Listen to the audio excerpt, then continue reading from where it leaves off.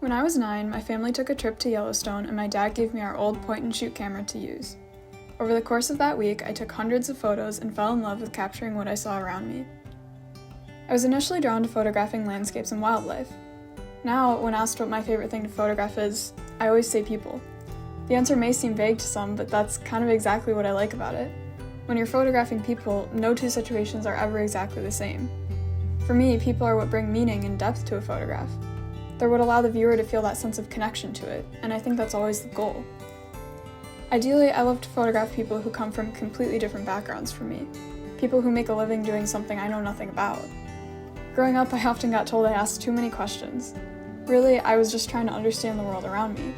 Photojournalism has always been what allows me to answer all those questions I was always asking, to immerse myself in someone else's world and interpret it through my camera.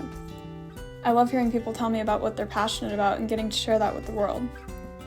Every person I photograph is a doorway into a story I would have never known otherwise.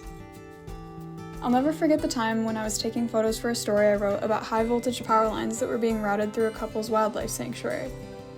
As we meandered slowly through the woods, the woman Barb suddenly stopped.